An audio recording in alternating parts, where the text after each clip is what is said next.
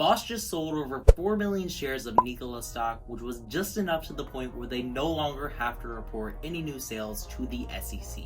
This is definitely not a good look for Nikola. Let's talk about it. Welcome back to your regularly scheduled video on me talking smack about Nikola Motors, one of everybody's favorite stocks to hate on. If you want the latest updates on this god-awful stock, make sure to smash the like button so I know to keep making these videos, and subscribe if you're new to the channel. Today I'm going to be talking all about Bosch, one of Nikola's fuel cell providers, and how they sold 4 million shares of Nikola stock. So let's get right into the news. According to Benzinga, they reported at 4:35 a.m. this morning that Bosch reduced their stake in Nikola to fall below the SEC's beneficial ownership reporting requirement of 5%. So basically, Bosch just went off the radar here like they're playing Call of Duty. That way they can sell shares whenever they want and the public won't know. If you didn't know already, the SEC has guidelines to which if you own 5% of the total outstanding shares for a single company, you're considered a large stakeholder and you have to report anytime you buy or sell any new shares. And this kind of makes sense since if you hold a large part of a company, other investors should know whenever you decide to sell out. Now, Bosch didn't end up selling their entire stake of Nikola, but they did sell around 20% of their shares.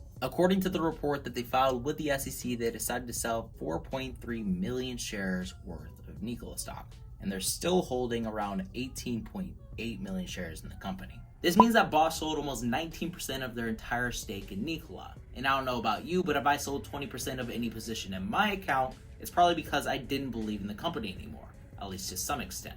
What makes this even worse is that they decided to sell just below the SEC guidelines for reporting, which is 5%. Now they own 4.9% of the total outstanding shares for Nikola. So far, Nikola investors definitely didn't like this. In the first hour of trading after the opening bell, Nikola sold off by over 5%, but unfortunately, they recovered throughout the rest of the day.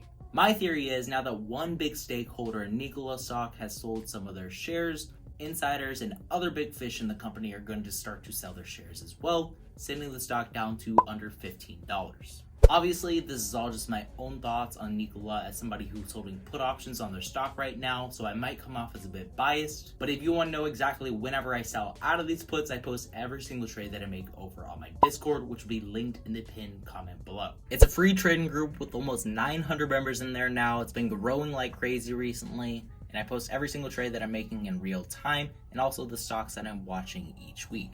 But anyway, getting back into Nikola, Barron's reported that Nikola fuel cell provider Bosch sells as the lockup agreement ends. Now honestly, Barron's has been all over the place with Nikola stock recently, so they're not the most reliable source for information. After all, the title of this article makes it seem like Bosch was a part of the lockup agreement, but they definitely weren't. Nikola said in their third quarter earnings report that the only two companies that have locked up shares right now are VectoIQ and Cohen Investments. Bosch just happened to sell on the same day that this lockup expired. So to me, it seems like Bosch chickened out. Honestly, I can't blame them. If I had bought millions of shares worth of Nikola a couple of years ago and then they were exposed as a fraud, I would definitely sell as well. One thing that Barron's did get right in this article is that Bosch is the supplier of fuel cell technology for Nikola. This is one of the largest auto supplier in the entire world. Nikola's partnership with this German supplier started way back in 2017. According to Reuters, they reported back in September of 2017, Bosch and Nikola will jointly develop a powertrain which transmits drive from the engine of its vehicle to its axle using Bosch's e-axle technology. I find it kind of funny how they use the word jointly because we all know that Nikola can't develop jack. They're basically just a graphic design company that drew up a few trucks. They have no intellectual property, and also they don't have any vehicle sales. Nikola is basically just trying to partner with everybody, that way they can come up with some spare parts to put their prototypes together, that way they can show it off to the world to prove the haters wrong, as Trevor Milton said. It's really sad how Nikola is losing out on all of their partnerships. First, it was GM pulling out of their original deal and basically making Nikola their... And now it's their main fuel cell provider, Bosch, selling just enough shares to where they no longer have to report any new buys or sells of Nikola. I'm thinking that the next domino to fall might be VectoIQ, which would really cause chaos for their stock. Unfortunately, this won't be happening for a while now since VectoIQ decided to extend the lockup for the majority of their shares until April 30th of 2021. I'm not exactly sure why VectoIQ decided to extend the lockup on their shares since Nikola is under investigation by the Department of Justice and the SEC. Either they're just gullible to the deceit of this company, they're trying to save face, or they're just going to end up bag holding their shares until the stock finally fails. This fraud investigation will likely be wrapping up any day now, considering that it's been going on for 3 months since the Hindenburg report back in September. And speaking of Hindenburg, they actually just released a new short seller report on Candy Motors, which is a Chinese electric vehicle maker. If you want me to cover that short report, make sure to like this video, and if we can get to 100 likes, then I'll give you my opinion on that piece. Back to Nikola though, Barron's reached out to Bosch themselves to try to get an idea of what they're going to do next with Nikola stock. They haven't responded. Personally, I think that they sold just below the SEC guidelines. That way they can continue to decrease their position size and possibly sell all the shares that they own.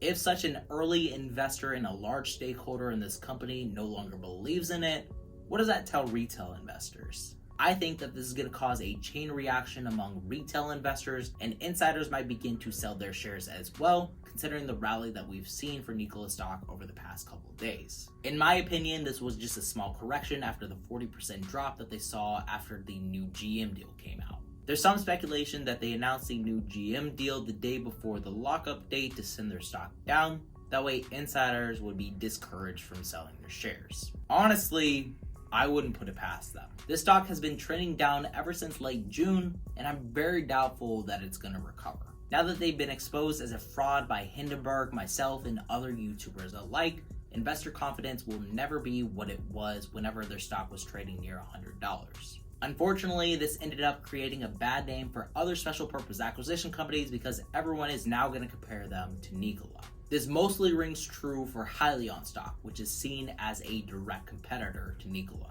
Hyliion stock has followed a very similar trend to that of Nikola Motors, even though they're way ahead of their competition. Nikola Motors doesn't even have a factory in order to build their trucks. Meanwhile, Hyliion has been converting Class 8 trucks into hybrid and electric systems for a while now. I personally think that Hyliion was definitely undeserving of this huge sell-off. I'm still betting on Nikola stock going to zero though, and while they'll try to do everything they can to try to keep their stock price propped up, eventually reality is going to catch up to them. The SEC investigation is going to prove them to be a fraud, and their stock could be delisted by the end of the year. That would be one hell of a Christmas present to see Nikola get exactly what they deserve.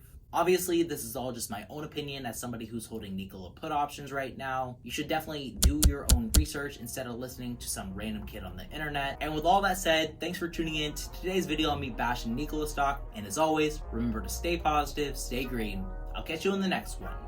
Bye, guys.